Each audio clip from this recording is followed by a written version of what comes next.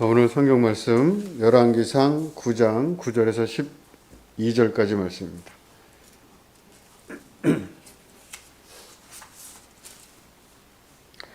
열왕기상 9장 9절에서 12절 말씀. 엘리야가 그곳 굴에 들어가 거기서 머물더니 여호와의 말씀이 그에게 임하여 이르시되 엘리야야 내가 어찌하여 여기 있느냐. 그가 대답하되 내가 만군의 하나님 여호와께 열심히 유별하오니 이는 이스라엘 자손이 주의 언약을 버리고 주의 제단을 헐며 칼로 주의 선지자들을 죽였음이오며 오직 나만 남았거늘 그들이 내 생명을 찾아 빼앗으려 하나이다. 여호와께서 이르시되 너는 나가서 여호와 앞에서 산에 서서 서라 하시더니 여호와께서 지나가시는데 여호와의 앞에 크고 강한 바람이 산을 가르고 바위를 부수나 바람 가운데 여호와께서 계시지 아니하며 바람 후에 지진이 있으나 지진 가운데에도 여호와께서 계시지 아니하며 또 지진 후에 불이 있으나 불 가운데에도 여호와께서 계시지 아니하더니 불 후에 세미한 소리가 있는지라. 오늘은 복지봉사부에서 특송을 하는데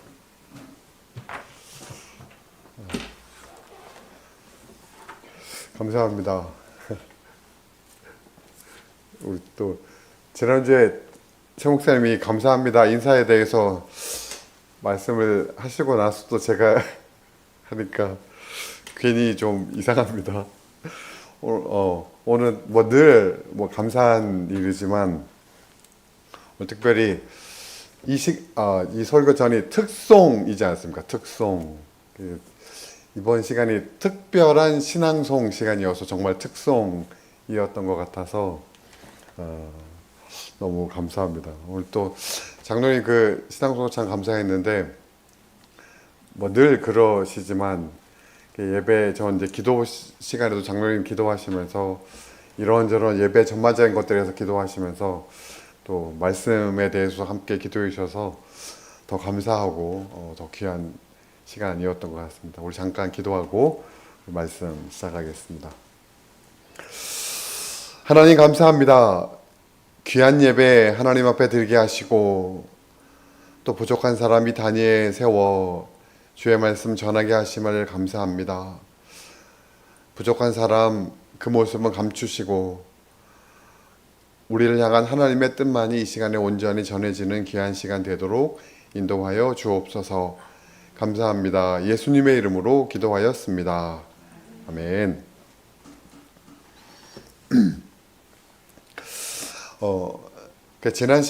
지난번 제 말씀을 마치고 나서 이제 카페에 올라갔을 때 최경열 목사님께서 목사님은 시리즈 설교를 하는 거예요. 이렇게 저한테 물어보셨습니다. 제가 목사님 저는 시리즈 설교를 할 만한 그런 주제도 안 되고 그리고 그럴 만한 자료도 저는 없습니다. 그런 말씀을 제가 드렸었는데 아마 그런 질문을 받을 법한 것이 제가 말씀을 전할 때 말미에 꼭 예고편을 말씀을 드렸지 않습니까? 그래서 그게 아마 3차례 정도 이렇게 예고편을 말씀을 드리고 그래서 그 다음 말씀을 전하고 이랬던 것 같아서 아마 그래서 그런 것게 생각하시고 아마 여러분도 그런 생각하신 분이 있으셨을지 모르겠습니다. 그럼에도 이렇게 이어지는 말씀을 여러분께 전했던 어떤 배경을 말씀드리면 이렇습니다. 처음 시리즈 아닌 이 시리즈 설교를 준비했을 때 여러분 기억하시겠지만 제가 다윗이 하나님의 법궤를 앞에 두고 기뻐 뛰었던 그 말씀을 준비했을 때 사실 무슨 말씀을 전할까 생각이 잘 나지 않았었습니다. 우리가 이제 돌아가면서 말씀을 전하다 보니까 3주마다 한 번씩 돌아오는데 제가 이렇게 설교에 그렇게 게으름을 피우다 보니까 뭘 해야 될지 주제가 잡히지 않는 거예요. 그러다가 우리 샘떡교회가 다윗처럼 하나님의 법궤 앞에 선 다윗처럼 하나님을 온전히 예배하는 그런 공동체였으면 좋겠다 이런 생각이 갑자기 들어서 하나님의 법궤 앞에 선 다윗 대한 말씀을 드렸고, 그래 다윗이 왜 그렇게 기뻐 뛰며 하나님을 찬송했을까?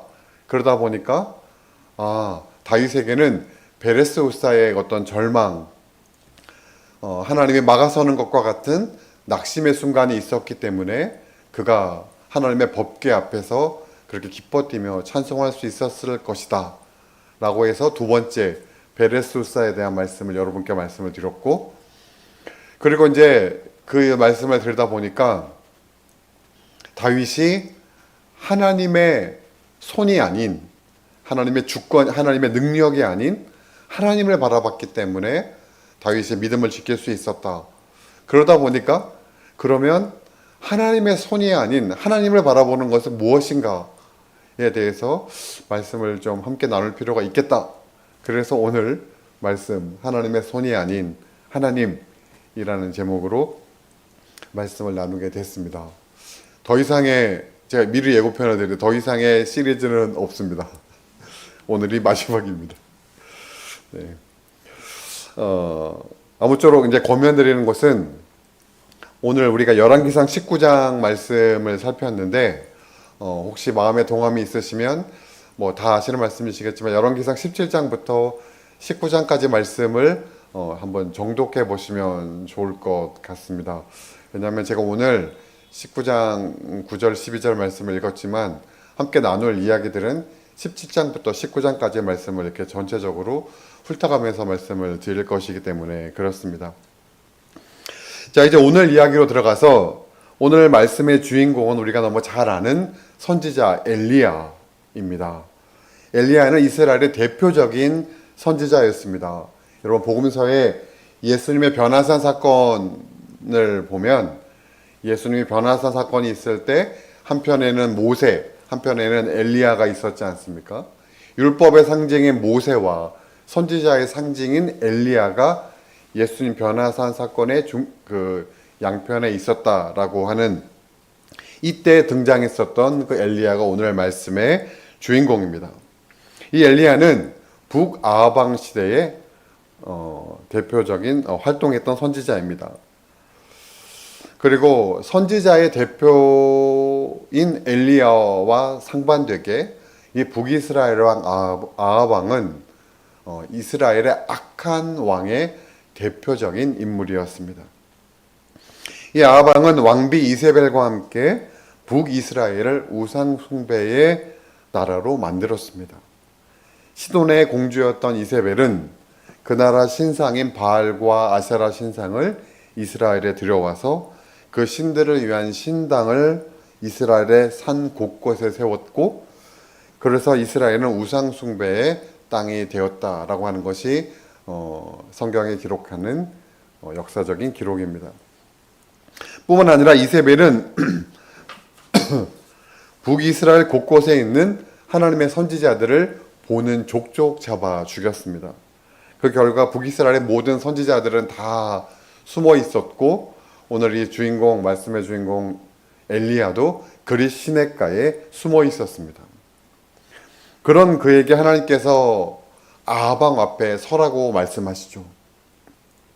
자신의 생명을 취하려고 하는 아합 왕 앞에 서라라고 말씀하신 하나님의 명령 앞에서 엘리야는 전혀 주저하지 않았습니다. 엘리야가 주저하지 않았던 이유가 무엇일까요? 그것은 하나님의 이름으로 선포했었던 모든 일들이 다 이루어지는 것을 그가 목도했기 때문입니다.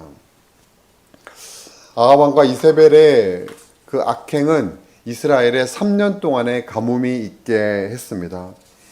이스라엘의 3년 가뭄은 하나님께서 하신 일이었지만 엘리야의 입장에서 볼 때는 자신의 선포로 시작된 일이었습니다.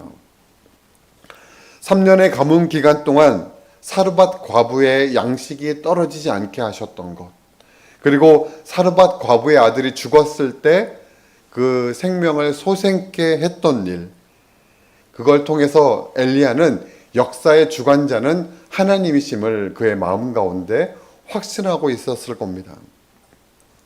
하나님의 이름으로 서는 사람에게는 절대 불가능할 것이 없다는 것을 그는 확신했고, 그래서 자신의 생명을 취하려고 하는 아방 앞에 서라고 하는 하나님의 명령에 철저하게 순종할 수 있었을 것이라는 거죠. 그리고 그것이 갈멜산 전투, 우리가 잘 아는 갈멜산 전투에서 그 감격과 그 확신은 극대화되었을 겁니다. 그래서 엘리야는 자신의 생명을 취하려는 아방 앞에서, 그리고 바알과 아세라 선지자 850명대의 하나님의 선지자 한 명과의 그 갈멜산 전투의 싸움에서, 그리고 그 싸움을 구경하려고 하는 모든 이스라엘 백성들 앞에서 담대하게 너희가 언제까지 이렇게 둘 사이에서 머뭇하려느냐. 여호와가 하나님이면 그를 따르고 바알이 하나님이면 바알을 따르라 라고 담대하게 호기롭게 선포할 수 있었습니다. 그리고 엘리야의 확신에 찬 그 선포대로 갈멜산의 전투는 하나님께서 진정한 여호와가 진정한 하나님이심을 확신케 해 주었습니다. 그런데 그 이후의 결과가 어떻게 되었습니까? 그 이후의 결과, 엘리야가 기대했던 것은 무엇일까요? 이스라엘의 모든 사람들이 하나님 앞에 회개하고, 그렇군요, 하나님의 진정한 하나님이시군요, 맞습니다, 아합왕과 이세벨도 하나님 앞에 철저하게 회개하고, 그래서 모든 이스라엘 백성들이 하나님 앞에 나오는 것, 그것이 엘리야가 기대했었던 모습 아니었겠습니까? 그런데 정작 자신의 기대와는 달리 엘리야는 다시 죽음을 피해 도망다니는 신세가 됩니다. 뭔가 다이내믹한 변화가 일어날 것을 기대했는데 오히려 자신을 향한 죽음의 그림자는 더욱더 짙어질 뿐이었다는 거죠. 그런데 여러분, 여기서 조금 이상한 부분이 하나 있습니다. 첫 번째, 이제 아합왕이 선지자를 죽이려고 했는데 이 850명대 그 갈멜산 싸움이 있고 나서는 이세벨이 등장합니다. 그래서 이세벨이 엘리야에게 사신을 보내서 말하는데, 내가 내일 이맘때에는 이라고 말해요. 내가 내일 이맘때에는. 만약에 이세벨이 엘리야가 미워서 죽이려고 했었다면 어떻게 했을까요? 당장 사람을 보내서 당장 죽이지 않았을까요? 그런데 이세벨이 내가 내일 이맘때에는 라고 내가 내일 이맘때 널 죽이겠다고 선포하는 거예요. 그리고 그 결과로 엘리야는 도망간 거죠. 이세벨이 죽이려고 하는 것이 목적이 아니었다는 것을 엿볼 수 있는 대목입니다. 아마도 이세벨은 죽이려는 것이 목적이 아니라 이걸 통해서 이스라엘의 하나님을 섬기는 신앙이 회복되어지는 것을 두려워했었고, 그리고 그 변화될 분위기를 원천적으로 차단하기 위해서 그 신앙의 중심이었던 엘리야를 압박했었던 것일 것이다. 그리고 이세벨의 그 의도는 정확하게 적중했습니다. 3절은 엘리야의 행동을 이렇게 묘사합니다. 19장 3절을 보면 그가 이 형편을 보고 일어나 자기 생명을 위해. 여러분, 제가 앞서서 이 엘리야가 자신을 죽이려고 하는 아합왕의 그 협박 앞에서 전혀 주저하지 않았다고 얘기하지 않았습니까? 이 아합왕이 엘리야를 죽이려고 할 때 오바댜라고 하는 그 아합왕의 신하가 엘리야를 찾아왔는데, 그때 이 엘리야가 이 오바댜에게 내가 내일 아합왕을 만나겠다라고 말할 때 오바댜가 이렇게 말합니다. 왕이 하나님의 선지자를 보는 족족 죽이시는 것 선지자님 모르십니까? 라고 되묻습니다. 지금 당신 왕 앞에 서면 죽습니다 라고 말할 때 아합왕이 전혀 두려워하지 않았다는 겁니다. 그런데 이세벨이 지금 당장 죽이겠다는 것도 아니고 내일 죽이겠다고 하는데 엘리야가 그 죽음의 위협 앞에서 도망가려고 하고 있다는 것. 자신의 생명을 지금까지 전혀 돌보지 않고 오직 하나님을 위해서 사는 것 같았던 엘리야가 도망가려고 하고 있고 실제로 도망갔었다는 거죠. 그것뿐만이 아닙니다. 4절 후반절에 보면 여호와여 넉넉하오니 지금 내 생명을 거두시옵소서. 나는 내 조상들보다 낫지 못하니이다. 점잖게 표현되어져 있지만 이걸 한마디로 표현하면 무엇일까요? 하나님, 죽고 싶습니다. 하나님, 차라리 이럴 거면 제가 죽는 게 낫겠습니다. 그저 이세벨이 내일 이맘때에 너 죽일 거야 라고 말했던 죽음의 위협밖에 없었는데 이세벨은 엘리야는 이제 죽고 싶다고 하나님 앞에 말하고 있다는 거예요. 그는 국경을 넘어서 남유다 땅 브엘세바까지 갑니다. 브엘세바는 유다 땅의 남단 국경, 우리로 말하면 남해 정도 되지 않을까요? 남해 끝까지 도망갈 수 있는 한 끝까지 도망간 겁니다. 그리고 그 끝에서 자신의 사환까지도 둔 채로 광야 안에 혼자 들어갑니다.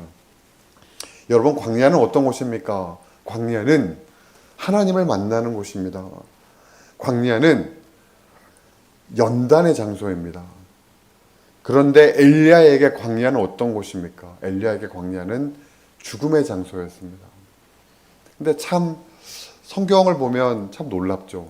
엘리야가 그래서 죽음의 그 절망 앞에 엘리야가 누워 있었던 장소를 표현하고 있는데 로뎀나무 아래라고 되어져 있어요. 광야의 로뎀나무다. 우리가 자칫 지나치고 넘어갈 수 있는 이 대목인데, 로뎀나무는 광야에게 있어서 그 수원이 있는 곳이라는 곳입니다. 그러니까 수원이 있어야 로뎀나무가 자랄 수 있지 않습니까?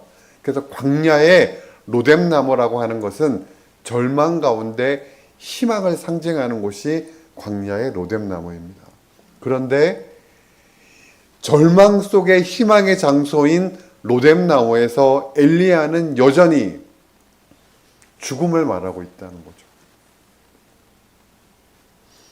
모든 희망을 잃고 절망 가운데 빠져 있는 그런 엘리야를 여호와의 사자가 깨우면서 일어나 먹어라. 내가 갈 길을 다 가지 못할까 하노라 라고 말하죠. 그가 갈 길은 어디입니까? 오늘 우리가 이제 보게 될 그가 가야 될 길은 하나님의 산 호렙산이었습니다. 그래서 엘리야는 하나님의 사자가 준비한 음식물을 힘입어서 40주 40야 40일 동안을 꼬박 걸어서 마침내 하나님의 산 호렙에 이르렀습니다. 여호와의 천사에 이끌려서 호렙산에 도착했지만 엘리야의 마음은 전혀 변한 게 없었습니다. 오늘 본문을 보면 굴에 들어가서 숨어있는 엘리야를 하나님이 찾아오시죠. 엘리야야, 내가 어찌하여 이러고 있느냐. 그 하나님의 질문 앞에서 엘리야는 하나님의 선지자 중에 오직 나만 남았습니다. 그런데 나도 이제 곧 죽게 생겼습니다. 하나님의 산 호렙에 이르렀는데, 즉 하나님 앞에 지금 이르렀는데 엘리야는 여전히 절망 가운데, 절망의 죽음의 공포 가운데 있다는 거예요. 그런 그 앞에 하나님께서 이제 하나님의 산에 하나님 앞에 서라고 하나님이 말씀하시죠. 그리고 하나님께서 그 앞을 지나가시는데 크고 강한 바람이 산을 가르고 바위를 부수지만 그곳에도 하나님은 계시지 않았다고 했습니다. 바람 후에 지진이 일어났는데 그 지진 후에 불에도 하나님은 계시지 않았습니다. 그리고 불 이후에 미세한 소리가 다시 엘리야에게 임했는데 그 소리는 엘리야에게 다시 굴에서 물었던 질문대로 엘리야야, 내가 왜 여기 있느냐. 엘리야는 다시 반복적인 답을 합니다. 하나님, 저만 남았습니다. 그리고 저들이 하나밖에 남지 않은 내 생명마저 취하려고 합니다. 그런데 이번에는 지금까지 늘 침묵하였던, 숨이 막힐 것처럼 침묵하였던 하나님의 응답이 있습니다. 엘리야의 절망 가득한 그 대답 가운데 있는 하나님의 응답, 우리가 너무 잘 아는, 내가 바알에 무릎 꿇지 않은, 입 맞추지도 않은 7,000명을 준비해 놓았다. 엘리야의 절망의 여정을 함께한 우리에게 정말 가뭄의 단비 같은 응답입니다.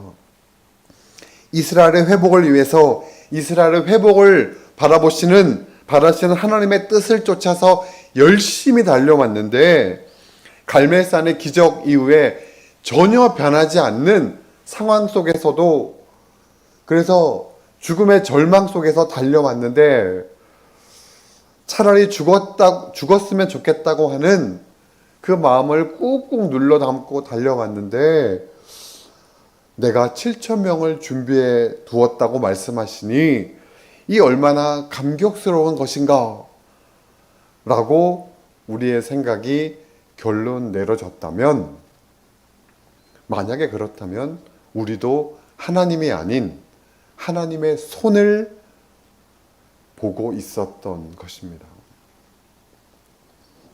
여러분, 어쩌면 지금까지 엘리야는 하나님이 아닌 하나님의 손을 바라보고 있었을지도 모릅니다. 하나님의 뜻을 끊임없이 거스르는 아합왕을 보면서 엘리야의 마음에 일었던 거룩한 의로운 분노, 그리고 마침내 그 결과로 3년의 가뭄이 이스라엘 땅에 있었을 때, 그리고 그 말대로 실제로 비가 내리지 않았고 그럼에도 불구하고 자신을 먹이시는 하나님의 손길을 보았을 때, 그것도 이스라엘이 아닌 시돈 땅에 있는 사르밧 과부의 손을 통해서 자신을 먹이시는 것을 보았을 때, 또한 그 가뭄을 해결시켜주는 비와 바알과 아세라 선지자를 징계하시는 그 하나님을 바라보았을 때, 그런데 전혀 변하지 않는 이스라엘의 상황과 자신의 상황을 바라보았을 때, 이때 엘리야는 하나님이 아닌 하나님의 손을 바라보고 있었을지도 모른다는 것입니다. 그래서 절망스럽고, 그래서 이러느니 차라리 지금까지 내가 수많은 것들을 했지만 아무것도 결과에 남는 것이 없는 것을 보니 차라리 죽는 게 낫지 않겠는가 라고 투덜거렸을 것이라는 겁니다. 그런데 절망 가운데 아무런 희망도 없이 로뎀나무 가운데 누워 있었던 엘리야를 하나님께서 깨우십니다. 그리고 하나님의 산인 호렙산에 하나님 앞에 세우셨습니다. 하나님이 먹이시고 하나님이 채근하셔서 마침내 당신 앞에 섰습니다. 그리고 하나님은 산을 쪼개는 바람 속에도, 지진 속에도, 불 가운데에서도 계시지 않고 세미한 소리 가운데 계셨음을 엘리야를 통해 알게 하십니다. 여러분, 그렇다면 하나님은 폭풍 속에는 계시지 않는다는 말입니까? 하나님은 지진 속에는, 바람 속에는 계시지 않는다는 말입니까? 아니요. 하나님은 폭풍 속에도 바람 속에도 지진 속에도 계십니다. 그러나 하나님은 폭풍 속에 계실 거야, 하나님은 지진 속에 계실 거야, 하나님은 불 속에 계실 거야 라고 하는 그 내 생각과 내 가치관과 내 판단을 넘어서는, 하나님은 그곳에 제한시킬 수 없는 분이라는 것을 엘리야를 통해 알게 하셨다는 것입니다. 사랑하는 여러분, 오늘 본문의 말씀이 우리에게 희망이 되는 이유를 아시겠습니까? 엘리야가 하나님의 산 호렙에서 하나님을 만나기까지 그가 한 것은 아무것도 없었습니다. 굳이 한 것이 있다면 그는 한없이 절망했고 한없이 낙심하고 있었다는 겁니다. 그래서 더 이상의 어떠한 의지도 남아있지 않았습니다. 그래서 하나님이 먹으라면 먹고, 하나님이 걸으라면 걷고, 하나님이 가라고 하면 가고, 그렇게 그는 여호와의 산 호렙에 이르렀고 하나님 앞에 섰다는 거죠. 여러분 호렙산 하면 익숙한 인물이 또 한 명이 있습니다. 누굽니까? 아까 변화설에 등장했었던 모세죠. 모세 역시 마찬가지였습니다. 그가 이집트 왕자였을 때 내가 뭐든지 할 수 있겠다고 할 때 그는 아무것도 할 수 없었습니다. 그런데 호렙산에 이제 양치기로서 모든 희망이 사라지고 모든 의지가 사라졌을 때 그때 호렙산 앞에 떨기나무 앞에 하나님 앞에 섰을 때 그는 하나님의 이스라엘 백성의 지도자가 될 수 있었습니다. 호렙산에서 하나님을 만난 엘리야의 남은 여정이 무엇이었습니까? 하사엘에게 기름을 부어서 아람의 왕이 되게 하고 예후에게 기름을 부어서 이스라엘의 왕이 되게 하고 엘리사에게 기름을 부어서 자신의 뒤를 잇게 하는 것이었습니다.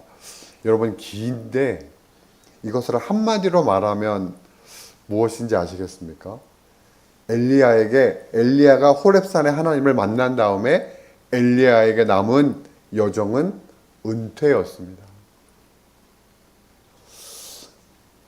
그 기독작가 이현철 씨가 쓴 엘리사의 질투라고 하는 소설책이 있는데요. 그 소설책에 보면 그 책에 이 엘리야가 지금 방금 나누었던 이 소명을 받았던 이 장면에 대해서 기록한 것에 대해서 이렇게 묘사합니다. 엘리야는 자신의 죽음을 직감했다. 앞서 제가 이런 말씀 드렸죠.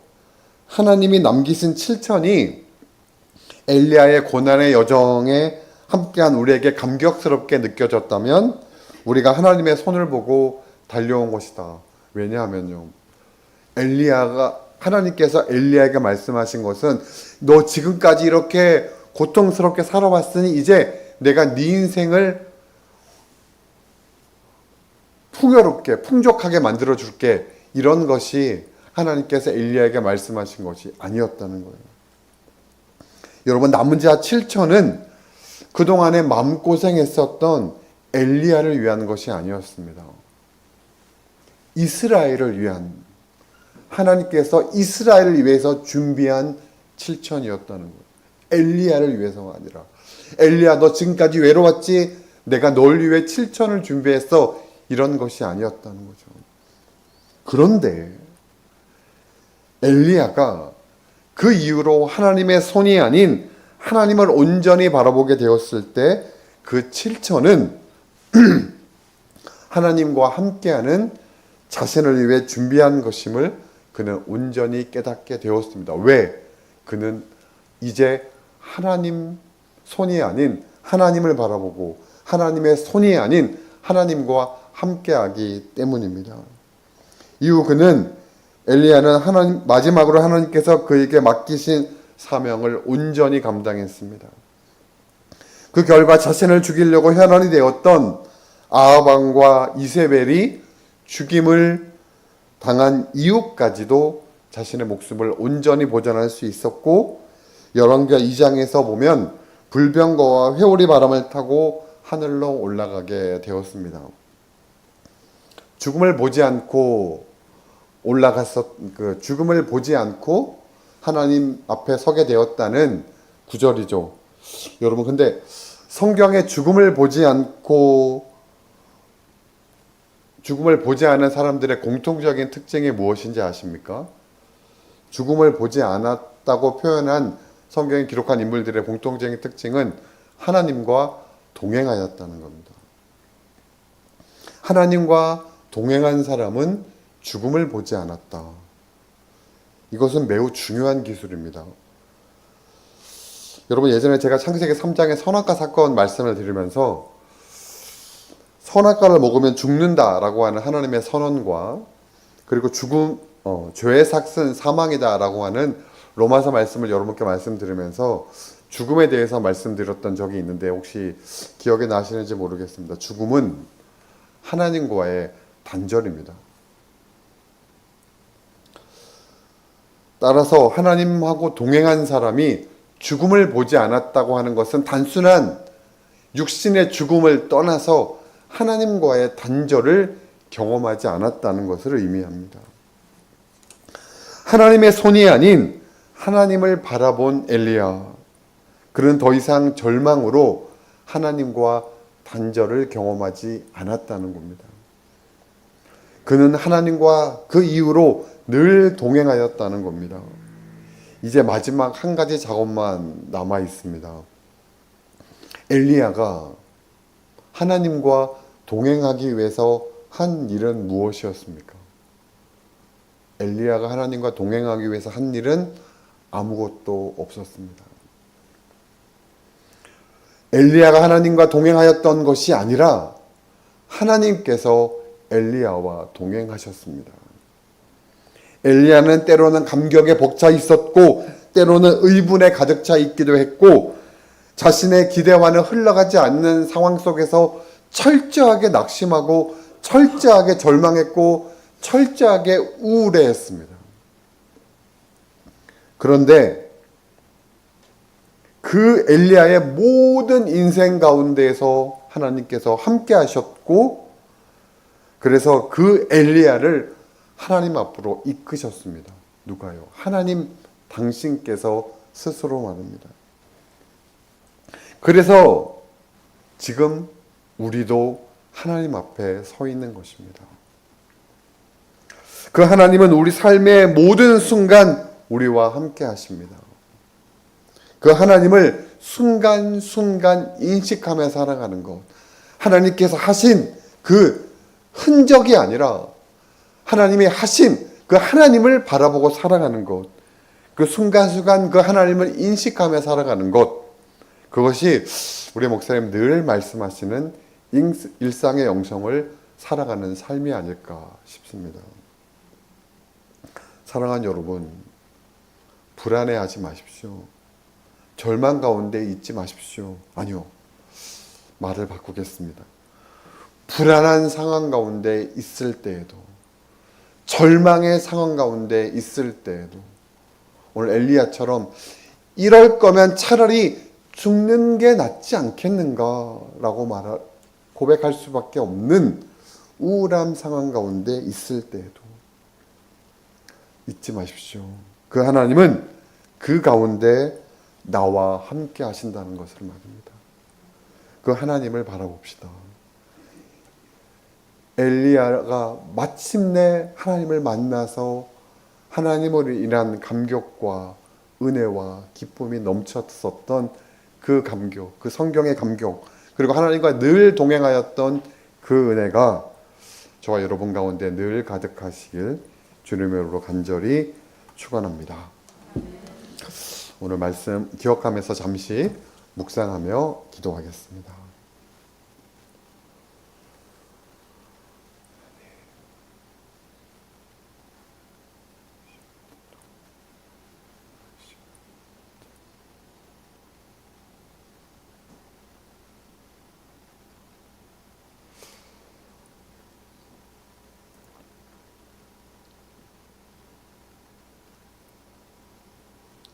거룩하신 주님, 오늘 부족한 입술로 전한 말씀 중에 혹여나 하나님의 뜻이 아닌 것이 있다면 이 시간 온전히 제해 주시고 우리를 향한 하나님의 뜻이 온전히 우리의 마음 가운데, 우리의 삶 가운데 새겨지는 귀한 시간 되도록 주님 인도하여 주옵소서.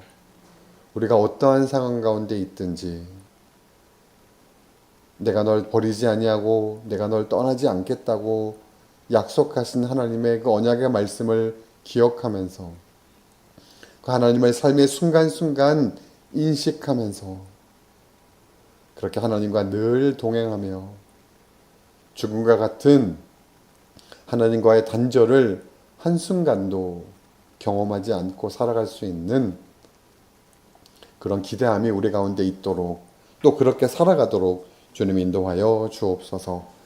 감사합니다. 예수님의 이름으로 기도하였습니다. 아멘.